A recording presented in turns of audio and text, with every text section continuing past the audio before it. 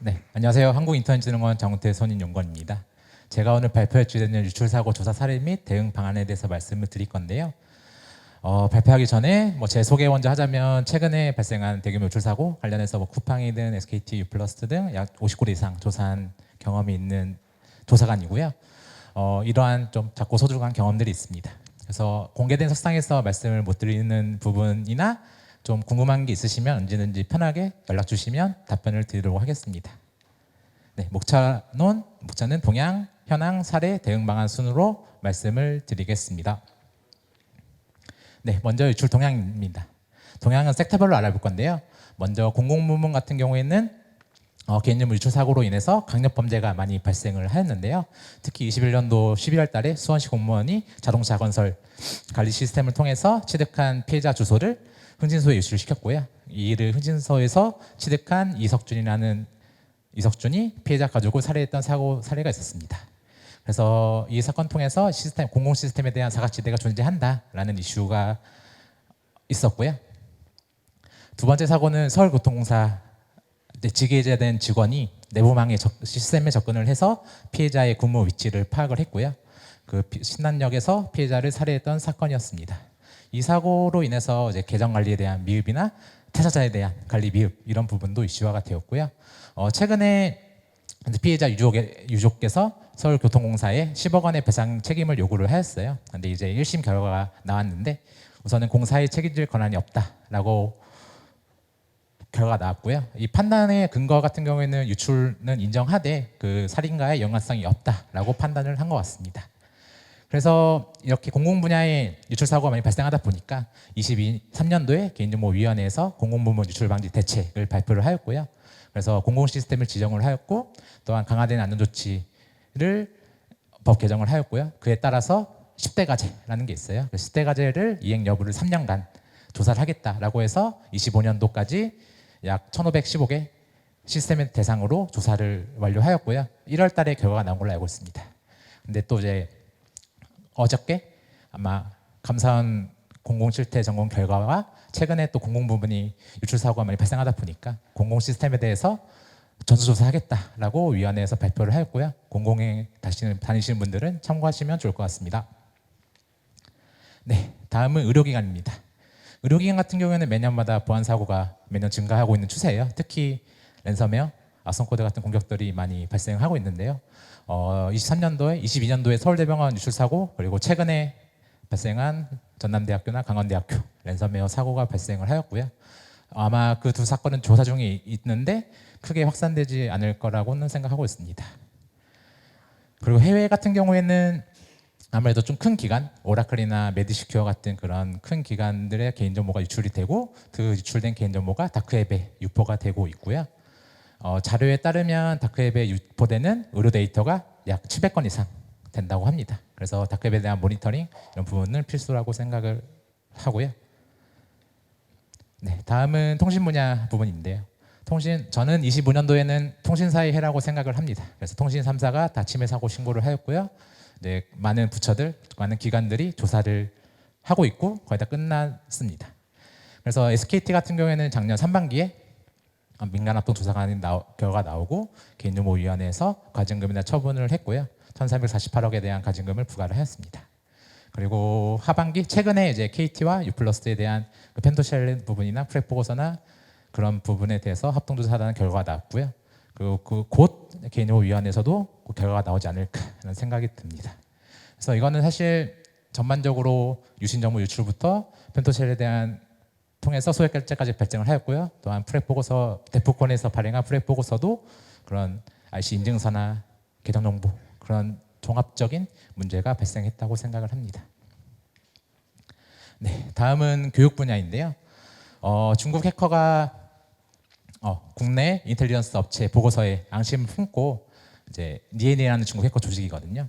그래서 국내 공공기관과 교육기관 대상으로 공격을 했고 그 공격에 대한 정황이나 개인정보들을 자기 텔레그램에 유포를 했습니다. 그래서 이거 같은 경우에는 이제 순천향대학교 관련해서 공격 정황인데요. 특히 이 12번호 2017은 맵로직 취약점이에요. 이 맵로직 취약점이 어디서 많이 봤을 것 같긴 한데 최근에 발생한 롯데카드 맵로직 취약점이랑 동일한 CV 번호거든요. 그래서 이게 24년도에 발생했으니까 이런 닷웹에 대한 침해, 흔히 말하는 IOC라고 하죠. 그런 지표에 대한 모니터링, 그리고 위협 정보들에 대한 동향 파악, 이런 부분도 중요하다고 생각을 하고 있습니다. 네, 그리고 이제 전북대학교나 이화여대 등 학사관리 시스템에서 단순히 파라미터 변조 공격을 통해서 이제 제 개인정보가 유출됐던 사고가 있었는데요. 이거는 재학생 정보뿐만 아니라 졸업생 정보도 같이 유출이 되고 최근에 조사를 끝났고 처분까지 나온 걸로 알고 있습니다. 네, 다음은 금융 분야인데요. 금융 분야는 아시겠지만 자율보안을 중심으로 책임을 강화하고 있는데 아무래도 그러다 보니까 좀 내부 통제에 대한 부분이 항상 미흡했던 것 같습니다. 그래서 최근에 발생했던 신한카드 19만 명 가맹정보 유출 사고부터 롯데카드 유출부터 다양한 GA나 자산운용사들이 개인정보가 유출이 되었습니다. 네, 다음은 마지막 그 외의 민간 분야 부분인데요. 내부자 해킹이든 랜섬웨어든 다양한 원인들 통해서 개인정보가 유출이 되고 있는데요. 아무래도 조금 핫한 케이스다 보니까 두 가지 케이스를 가져왔습니다. 쿠팡 같은 경우에는 이제 태산 내부 직원이 서명기를 탈취를 해서 고객 정보를 무단으로 조회를 했던 사고가 있었고요. 또한 교원그룹 같은 경우에는 현재 조사 중에 있지만 내부 서버가 600대 이상 랜섬웨어가 감염이 되었고 아직까지는 유출에 대한 정황은 확인하지 않았지만 대량의 트래픽이 외부로 빠져나갔다라는 부분만 파악을 하고 조사 중에 있습니다. 네, 동향에 대해서는 간단히 알아본 것 같고요. 유출 현황에 대해서 말씀드리겠습니다. 네, 먼저 개인정보 유출이란 개인정보 처리자의 관리 통제권을 벗어나 제3자가 그 내용을 알 수 있는 상태를 의미하는데요. 유출이 되게 되면 범죄에 악용되거나 금전적인 피해, 정신적 피해 등 많은 2차 피해가 발생을 할 수 있습니다. 네, 여기서 이제 개인정보 유출이랑 개인정보 침해 사고에 대해서 조금 헷갈려 하시는 분이 많이 있으신 것 같더라고요. 유출 같은 경우에는 이제 개보법에 따라 34조에 따라서 인지했을 경우 72시간 내로 신고를 해야 되는 조항이고요. 망법 같은 경우에는 48조 3에 침해 사고라는 게 정의를 하고 있어요. 디도스나 뭐 해킹, 랜섬웨어 같은 그 해킹 사고가 침해 사고가 발생을 하면 즉시 24시간 내로 과기부나 인터넷진흥원에 신고를 해야 됩니다.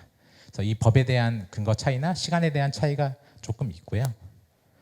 네, 그러면 저는 유출 사고 조사를 업무 하다 보니까 관련해서 전반적인 프로세스를 한번 설명드리면 우선은 개인정보 처리자는 유출 사고를 인지하게 되면 인지 시점부터 72시간 내로 개인정보 포털에 신고를 하셔야 되고요.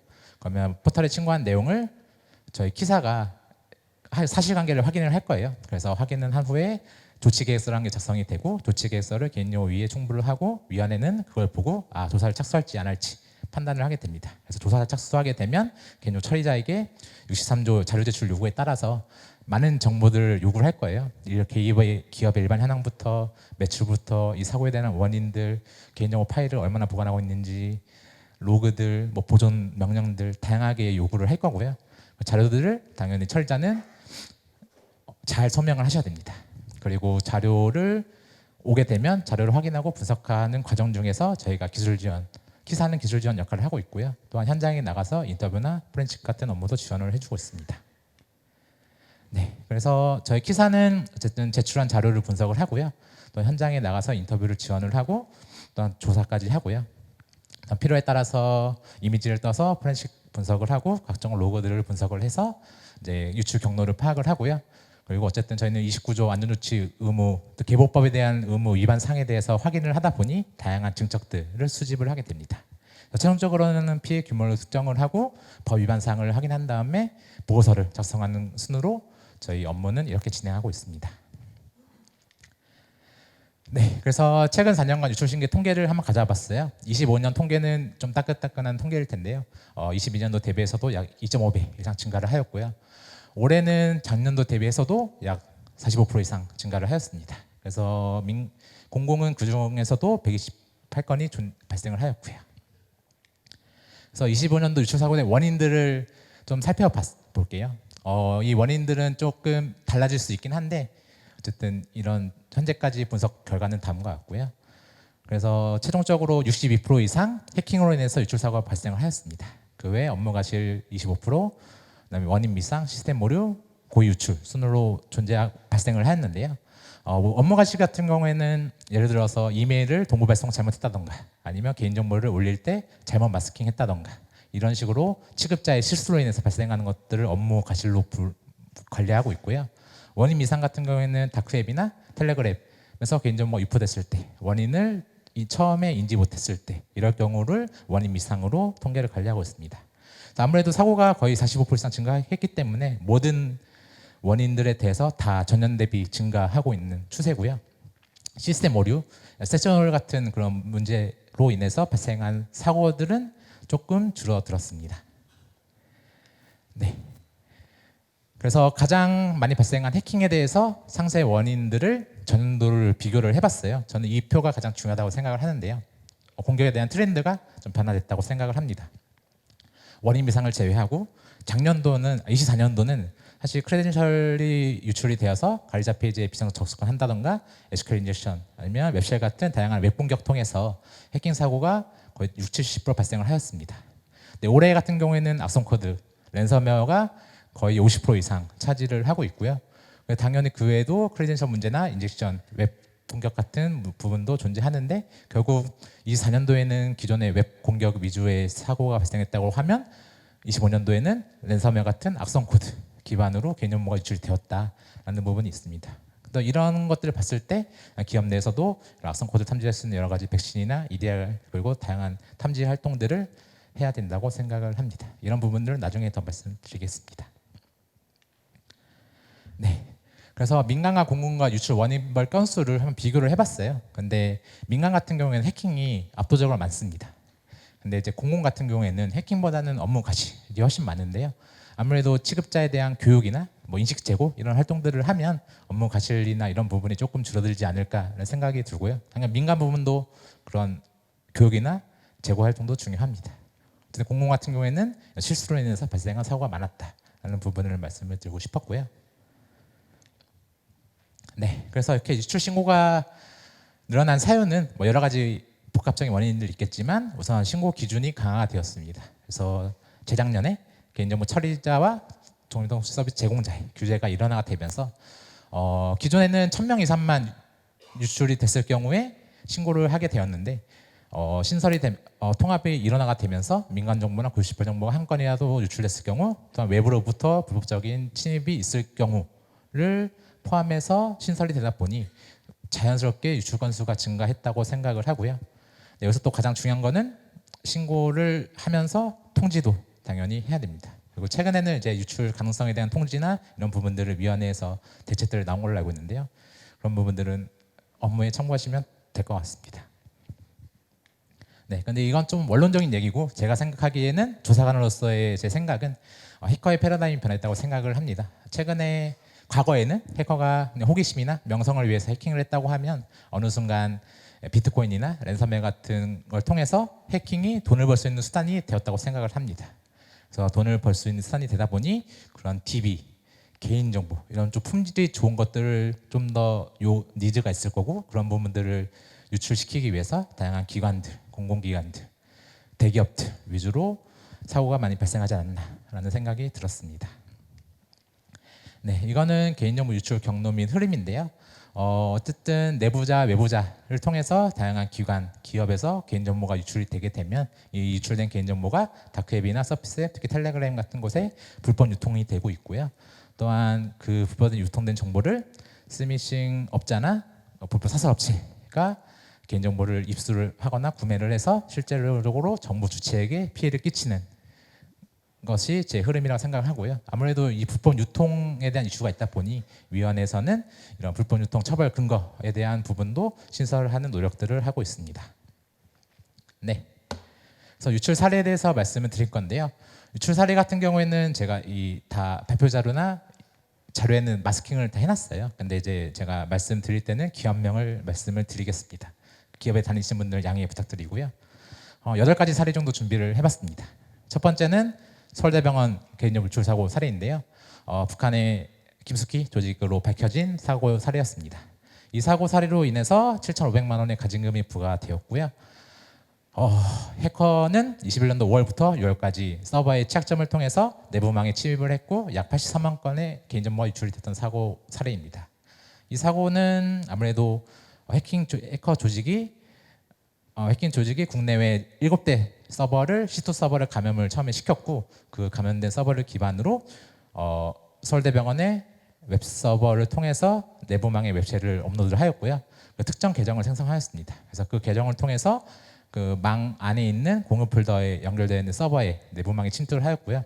그 과정을 통해서 병리검사 서버나 내부망 전자사보 DB에 환자 정보나 임직원 정보 포함해서 약 83만 건의 개인정보 유출되었습니다.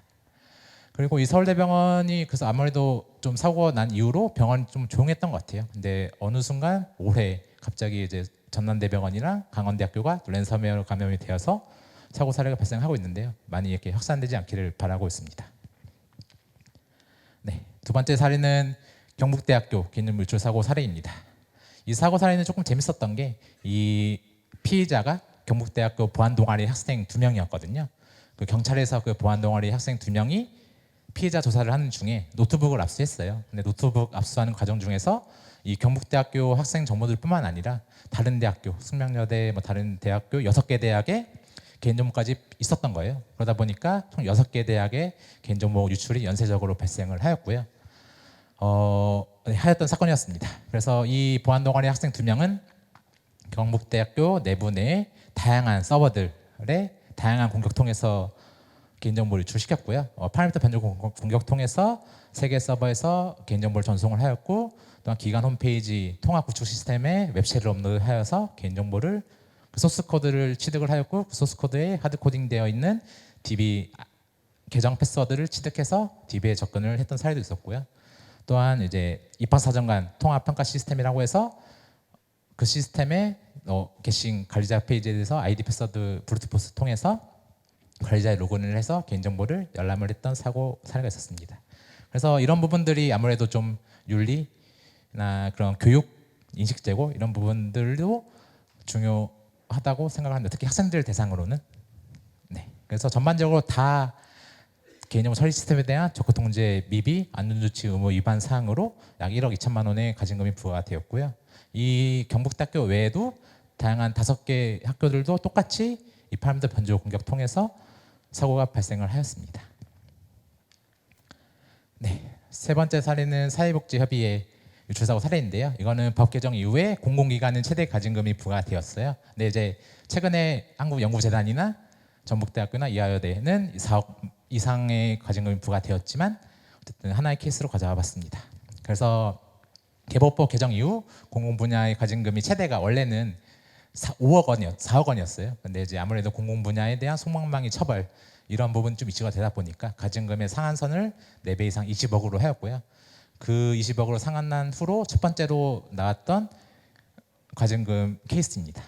그래서 이 케이스 같은 경우에는 좀 민간이랑 가징금에 대한 차이가 조금 있죠. 민간 같은 경우는 어쨌든 매출의 3%까지 가징금을 부과를 하기 때문에 유플러스나 골프존이나 SKT는 다양한 뭐 몇백억, 몇천억 이상 가징금 부과되었지만 공공기관은 4억 8천만의 가징금 부과되었는데 이마저도 최대 가징금입니다. 네, 조금 형평성의 문제는 있는 것 같긴 합니다. 그래서 해커는 어쨌든 기존에 유출되었던 계정 정보, 보통 크랜저 스토핑 공격이라고 하죠. 다양한 해커 포럼이나 텔레그램을 통해서 콤보 리스트나 임포스터 로고들을 취득을 해서 다양한 계정 정보를 입수를 하였습니다. 그래서 그 기관에서 운영하는 홈페이지에 비밀번호 찾기 페이지에 입력값이 검증되지 않는 취약점을 확인을 하였고요. 또한 취득한 정보를 사실 보통 크레딧 스토핑 공격을 할 때는 계정과 패스워드 쌍을 해서 계속 날려보는데 이 케이스 같은 경우에는 패스워드도 필요 없었고요. 일치한 계정 정보만 있었으면 내가 해커가 원하는 패스워드로 변경을 할 수 있었습니다. 그래서 이 비밀번호 찾기 페이지를 통해서 135만 건의 계정 정보를 해커가 원하는 패스워드로 다 변경을 일괄하였고요. 변경한 후에 하나하나 로그인해서 마이 페이지나 다양한 내 개인 정보를 열람했던 사고 사례였습니다. 네 번째 사례는 블랙야크 개인 유출 사고 사례인데요. 이 사례는 아무래도 24년도, 25년도에 SQL 인젝션을 통해서 공격을 사례가 많이 발생하고 있다 보니 케이스를 하나 가져와 봤습니다. 해커는 3월 1일 3일 동안 블랙야크에서 운영하는 홈페이지에서 인젝션 통해서 관리자 페이지, 관리자 계정 정보를 입수하였고요. 하필이면 또 이 브랜야크는 재택근무하는 과정 중에서 관리자 페이지가 열려 있었어요, 외부로. 그러다 보니까 그냥 아무 통제가 안 되어 있었고 2차 인증도 안 되어 있다 보니까 그냥 취득한 계정 패스워드 로그인을 해서 개인정보를 내려받았던 사고 사례였습니다. 그래서 약 13억 원의 가징금이 부과가 되었습니다. 네, 다음 사례는 U+ 유출사고 사례인데요. 이 사고는 23년도 1월 달에 발생했던 사고 사례예요. 총 29만 명 개인 유출 사고가 되었고, 이 사건은 조금 기억에 남던 게 23년도에 딱 1월 1일이었던 것 같아요. 1월 1일 날 제가 아무래도 기사에서 다크웹에 대한 모니터링 업무도 하고 있다 보니까 연락이 와서 지금은 레이드 포럼 최대 해커 포럼인데 지금 없어졌어요. 그 해킹 포럼에 어떤 한 해커가 내가 한국의 통신사에 개인정보를 3천만 건 가지고 있다. 샘플을 올릴 테니까 확인 연락 줘라 라고 해서 올렸더니 그게 LG 데이터였어요. 그래서 그 샘플 데이터를 봤을 때는 약간 인코딩도 깨져 있고 설마 틀렸겠어? 라는 생각이 들어서 좀 아닌 것 같다라고 했지만 확인해 보니까 실제 개인정보가 맞았고 바로 조사를 착수했던 사고 사례였습니다. 근데 이게 23년도 1월 달에 이슈가 되었지만 실제로 유출된 데이터는 최근 업데이트의 날짜 기준으로 18년도 6월 15일이었어요. 그 당시에도 약 3년이 지났던 케이스다 보니까 사고 조사하면서 유출된 경위를 파악하려면 로그들이나 이런 게 필요한데 그런 게 아무래도 남지 않다 보니 유출 규모 원인들에 대해서는 정확히는 밝혀낼 수는 없었고요. 근데 최대한 그런 원인들을 가장 비슷한 시나리오를 만들어서 약 17개 시나리오를 만들어서 가장 근접한 시나리오가 아래에 보이는 첫 번째 시나리오입니다. 그래서 그 시나리오 통해서 공격자는 외부에서 접근 가능한 카스라는 고객 인증 시스템이 있었어요. 그 고객 인증 시스템에 취약한 관리자 페이지를 확인을 하였습니다.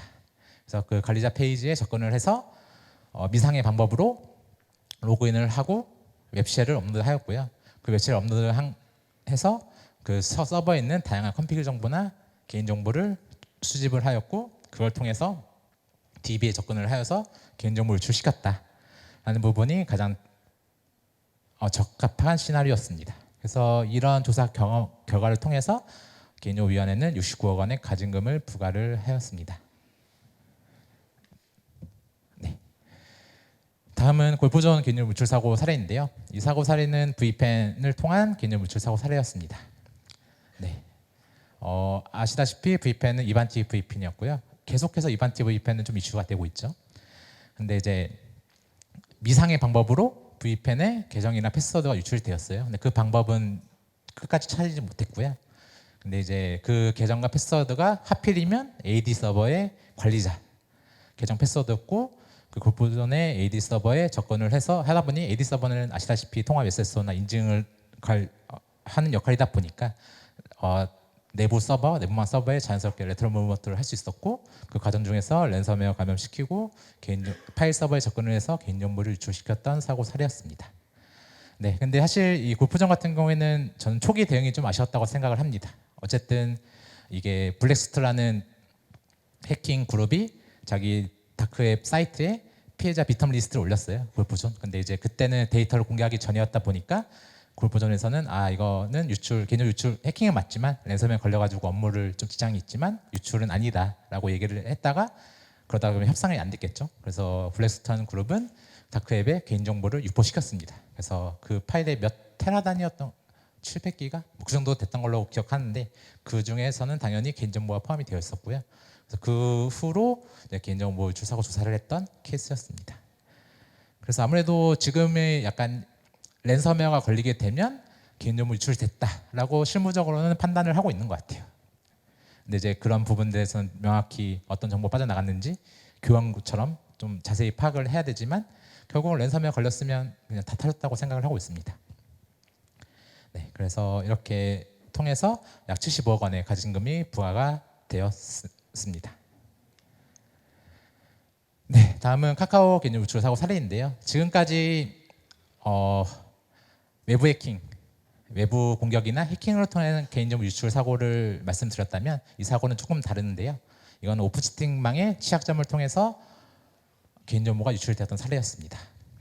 해커는 오픈 채팅방에 특정 통신 프로토콜에 취약점이 있다는 걸 알았어요. 근데 사실 이 취약점은 해커가 뭐 제로데이로 찾아서 그런 신규 취약점이 아니었고 그냥 개발자 커뮤니티나 기 같은데 이런 정황이 있네, 이런 좀 취약한 거 아니야? 그러니까 이런 식으로 좀 이슈가 되었던 프로토콜이었는데 그 프로토콜 통해서 해커는 오픈 채팅방에 누가 들어가 있는지 개인정보를 추출했었어요. 회원 일련 번호나 오픈 채팅방명, 닉네임을 일단 그 개인정보를 추출하였고요. 또한 채팅 기능을 이용해서 그 친구 추가하기 버튼 있잖아요. 그래서 000부터 999까지 연락처를 다 추가해 본 거예요. 추가를 해보면 회원 일련 번호랑 휴대전화 번호나 프로필명을 입수할 수 있었거든요. 그래서 이 오픈 채팅방의 회원 일련 번호와 일반 채팅에 내가 추가한 사람의 회원 일련 번호를 약 매개체로 해서 특정 오픈 채팅방에 누가 들어 있었다라는 DB를 만들었습니다. 그래서 이런 DB를 판매를 하였고요. 판매해서 실제로 수익이 일어난 걸로 알고 있고 경찰 조사에서도 이런 해커를 검거를 한 걸로 알고 있습니다. 그래서 이 일련 번호를 양정보가 결합해서 이런 DB를 판매한 것도 유출 사고 사례로 해서 가진금 150억 원의 가진금이 부과되었고요. 최근에 1심 결과가 났는데 카카오 쪽에서는 불복으로 하였고, 근데 이제 1심 결과는 개인정보의 승소로 알고 있고요. 아마 계속해서 이런 법적인 문제나 다툼이 있을 거라고 생각을 합니다. 네, 다음은 SKT 유출 사고 사례인데요. 가진금 1,350원이 부과되었습니다. 그래서 이 사고는 4월 18일 날 인지를 하여서 약 3개월간 집중조사 TF를 운영을 해서 최근까지 이렇게 TF를 운영한 적이 없었는데 저희 기사로부터 개념위원회, 합조단 이렇게 TF를 운영을 하면서 약 3개월간 조사를 했고요. 결국에는 이동통신 내 다양한 핵심 네트워크 관리 소홀, 망분리 미비, 거버넌스 문제 부재, 이런 여러 가지 좀 보안적인 총체적인 문제로 지적을 하여서 1,300원 가진금이 부과되었고요. 유출 경위는 다음과 같은데 우선 21년도 8월 달에 SKT 내부망에 아마 웹 쪽이었던 건데 웹 서버에 내부망 침투를 하여서 다수의 서버에 악성 코드를 설치를 하였고요. 최종적으로 29대 서버에 31종의 악성 코드가 감염이 되었고 크로스시트나 빅부도어, 웹쉘 다양한 악성 코드들이 설치가 되었습니다. 그리고 22년 6월 달에는 고객 인증 시스템 이것도 카스라고 불리는데 아까 LG 플러스도 카스였죠. 그래서 그런 카스에 대한 부분이 좀 이슈가 있다 보니 이런 부분도 추가적으로 저희가 검토를 하였고요. 그래서 21년도 6월 달에도 아이카스 시스템에 악성 코드가 설치되어서 추가 고점을 확보한 걸로 분석이 되었습니다. 그 이후에 다양한 내부 활동들을 했고요. 정보 수집 활동도 하고 다양한 이렇게 외부로부터 통신을 하고 그런 행동들을 계속 했고요. 그래서 25년도 4월 18일 날 HSS 홈 가입자 서버인데 이 서버에 DB에서 저장되어 있는 약 9.8기가의 개인정보를 외부로 유출시켰습니다. 이 개인정보는 약 2,300만 건의 유심 정보가 포함된 25종의 개인 유출이 되었고요. 이거를 인지를 하게 되고 신고를 해서 제가 조사를 나갔던 케이스였습니다. 그래서 아무래도 이 장기간 동안 좀 악성 코드가 감염이 돼서 활동을 했는데 이 활동한 거에 대해서 탐지를 하지 못했다. 이런 부분이 가장 좀 가진금에 크게 부과가 되었던 원인이었던 것 같습니다. 그래서 8개 사례는 다 말씀드렸던 것 같고요. 그 외에도 좀 기본적인 예시들을 좀 더 준비해봤어요. 그래서 아까 외부 공격에 대해서는 SQL 인젝션이나 파일 업로드, 파라미터 변조나 다양한 CV 같은 취약점이나 제로데이 취약점을 통해서 개인정보 유출되고 있고요. 고의 유출 같은 경우에는 이런 실제로 동의 없이 3자에게 제공했다던가 아니면 외부 용역업체가 목적에 제공했다던가 무단 반출했다던가 이런 케이스를 고의 유출로 저희가 관리를 하고 있고 이런 사례들이 있었습니다. 그리고 크래셔 스토핑 공격은 사실 25년도에는 워낙 대규모 사고가 터졌다 보니까 조금 묻힌감이 있는 것 같아요. 근데 사실 23년도, 24년도부터 스토핑에 대한 공격이 계속 이슈가 되어 있었고 사고가 많이 발생했습니다. 제스 리텔이나 올리브영이나 이렇게 다양한 특히 쇼핑몰을 운영하는 기업들이 이런 SK 스토어 같은 것들을 스토핑 공격 통해서 유출이 사고가 발생하고 있고요. 근데 스토핑 공격이 참 막기가 어려운 것 같아요. 이 정상적인 로그인과 비정상적인 로그인을 어떻게 구분할 수 있지? 특히 이용자가 많은 서비스에 대해서는 이걸 다 1분 단위로 모니터링 해야 되나? 약간 이런 생각도 저희 내부적으로 가지고 있긴 한데, 근데 워낙 스토핑 공격을 통해서 유출 사고가 낸 것들을 좀 분석을 하다 보면 확실히 튀는 부분이 있어요. 예를 들어서 일평균 6천 건 이상 로그인 시도가 있었는데 공격 기간에는 600만 건 이상, 약 1000배 이상 증가한 거는 누가 봐도 이상할 수 있잖아요. 네, 그런 부분들에 대해서 실제로 모니터링한 여부를 저희가 확인하고 있고, 그러면 이거를 왜 탐지 못했고 공격 들어온 거에 대해서 막지 못했냐, 이런 부분들을 저희가 위반상을 잡고 있습니다. 그리고 뭐 API 통해서 유출된 경우도 있고, 네, 그리고 시스템 같은 경우에는 이런 세션 오류 같은 거 통해서 다른 사람의 개인정보가 보인다던가 이런 사례들이 있었고요. 업무 가시 같은 경우에는 뭐 동보 발송이나 비공개 처리 없이 온라인에 게시했던 사례도 있습니다. 네, 그래서 유출 관련해서 사례는 다 말씀드렸고요. 대응 방안에 대해서 말씀드리고 마무리하겠습니다. 네, 먼저 유출이 되거나 유출이 되기 전에 가장 효과적인 대응 방안은 대응 체계가 있어야 된다고 생각을 합니다. 결국은 C레벨, 임직원 레벨, 의사결정할 수 있는 C레벨부터 다양한 조직들, 그리고 그 조직에 대해서 업무 롤을 부과를 해야 되고요. 그리고 그 업무 롤에 따라서 신속하게 대응을 해야 됩니다. 그래서 뭐 어떤 사고냐에 따라서 대응하는 절차나 방법들은 조금 다르긴 한데요. 해킹 같은 경우에는 당연히 랜섬웨어 같은 거 감염이 되면 시스템 분리 차단해야 되고요. 그래서 로그를 확보를 하고 유출된 원인을 분석을 해야 됩니다. 내부자 같은 경우에는 내부자 이용하는 PC나 자산들을 압수를 해야 되고, 여러 가지 취급자에 대한 권한이나 그런 상태 정보들을 다 확인을 해야 됩니다. 이메일 같은 경우에는 동보 발송했을 경우에는 즉각적으로 회수 조치를 한다고 하면 저희 유출 신고를 안 할 수 있거든요. 그 조항이 있기 때문에 최대한 회수할 수 있는 방법들, 또한 일일이 연락해서 회수해 주세요, 삭제해 주세요, 이런 노력들을 해야 되고요. 네. 그리고 결국 사고가 발생하면 다양한 이해관계들이 생겨요. 저희 같은 관계사, 유관기관들, 정부들, 또한 정보 주체들, 또한 임직원들도 다 이해관계자들이거든요. 그런 이해관계자들에 대한 고충을 다 해결을 해줘야 됩니다. 특히 가장 중요한 거는 이 피해 입은 정보 주체에 대해서 피해 구제를 어떻게 해주냐라는 부분이 최근에는 가장 또 이슈가 되는 것 같아요. 아무래도 뭐 흔히 말하는 보상이죠. 이런 피해 구제나 보상에 대해서 적절히 취한 거에 대해서도 위원회에서도 가징금을 부과할 때 강경이나 이런 요소로 작용할 수 있거든요. 그래서 얼마나 정부 주체에게 원하는 정부 주체가 만족스러울 만한 보상을 했냐 안 했냐도 최근에 항상 이슈가 됐던 것 같고요. 뭐 쿠팡부터 SK텔레콤부터 KT까지 항상, 근데 보상이라는 게 참 정부 주체가 원하는 대로 다 해줄 수는 없죠. 근데 일단 최대한 해줄 수 있는 만큼 해주는 것은 당연하다고 생각을 합니다. 그리고 뭐 보상은 보상이고 당연히 이제 사고가 발생하지 않아야 하니까 재발 방지 대책을 세워서 방지 대책에 따라서 보안 강화 활동을 해야 됩니다. 네, 다음은 기술적 보호 조치 부분인데요. 아무래도 24년도에는 웹 공격을 통해서 많이 사고 발생을 하였고 25년도에도 계속, 사실 악성 코드라 해도 악성 코드를 심기 위해서 당연히 공격 표면에 노출되어 웹서버나 당연히 거점이 외부로 발생할 수가 없어요. 물론 공급망이나 다양한 방법 통해서 악성 코드를 심을 수 있지만 제일 쉬운 방법은 어쨌든 표면에 노출된 그런 취약한 서버를 통해서 악성 코드 감염을 하는 거니까 웹에 대한 조치는 당연히 중요합니다. 근데 여기 계신 분들 다 당연히 연일에 최선 점검하고 모이킹하고 하시잖아요. 매번 하는 거 좋은데 최근에도 아무래도 이런 모이킹, 훈련 이런 부분 좀 이슈가 되고 있고 니즈가 좀 있는 걸로 알고 있어요. 그래서 단순히 일회성으로 끝나지 말고 다양하게 계속해서 점검을 하고 모이킹을 해야 되고요. 그리고 사고들이 발생한 거 보면 보통 좀 쉬운 공격들, 파라미터 변종 공격 그런 것들도 보면 메인 페이지나 주요 기능에서는 발생하지 않아요. 보통 사람들이 안 쓰는 비밀번호 찾기 페이지나 서브 페이지에서 파라미터 변조가 발생하고 있는데요.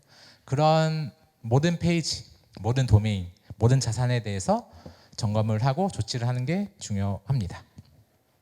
그리고 사실 뭐 인젝션 방법들, 프리페어 스테이트먼트, 스토핑 예방 방법 이런 것들은 다 알고 계실 거니까 넘어가도록 하겠습니다. 네. 마지막은 당연히 안전조치 의무를 준수를 하는 겁니다. 그래서 29조에 따라서 다양한 안전조치대 의무 사항이 있죠. 그래서 이런 부분도 사실 다 처리 시스템에 대해서는 이런 조치를 하고 있을 거예요. 내부 관리 계획 당연히 있으실 거고, 권한에 대해서 관리하고 최소한의 권한 부여하고, 적극 통제에 대해서 하고 있고, 주요 정보에 대해서는 암호화하고 있고, 접속글에 대해서 2년 동안 보관하고 있고, 점검하고 있고, 특히 최근에 조금 논란이 됐다고 생각하는데 악성 프로그램 방지 이 부분도 이제는 중요하다고 생각합니다. 과거에는 사실 이 악성 프로그램 방지 쪽은 저희가 조사를 하면서도 잘 보지 않았었는데 아무래도 최근의 사고들이나 트렌드를 봤을 때 대부분 악성 코드로 인해서 주사고가 발생하다 보니까 이 조항에 대해서도 특히 많이 지적이 되고 있는 사항입니다. 네, 그래서 접근 권한은 당연히 처리 시스템이나 계정에 대해서 권한을 차등 부여해야 되고 즉각적으로 회사나 정보나 이동했을 경우에 권한을 변경하고 말소해야 되고 계정을 하나만 발급해야 되고 공유되지 말아야 하고 인증수단 같은 2차 인증수단을 통해서 권한을 관리해야 되고요. 접속 기록 같은 경우에도 법에 요구하는 5가지 항목, 계정이나 일시 정보 처리하는 정보 주체 수행 업무 이런 것들을 2년 동안 보관을 해야 되고요.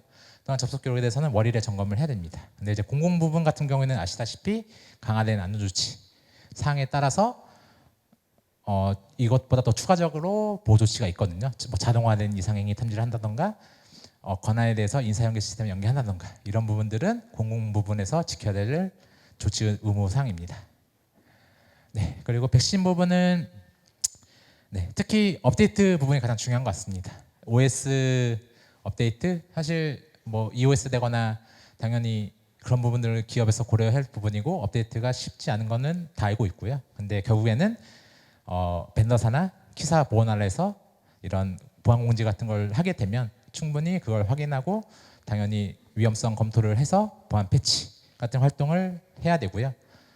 특히 OS 메이저 버전, 마이너 버전도 다 업데이트를 해야 되고 서버 백신 같은 거 도입을 해야 되고 물론 윈도우 서버 백신은 워낙에 많긴 해서 요즘 다 도입되어 있지만 또 리눅스 서버 백신을 설치해야 되냐 마냐 이런 부분도 검토는 필요해 보이고요. 근데 보통 엔드포인트 단에 이제는 EDR 같은 솔루션이 있다 보니까 그런 악성 코드를 방지하기 위한 솔루션들, 백신들 그리고 다양한 뭐 스크립트 점검들을 하셔야 됩니다.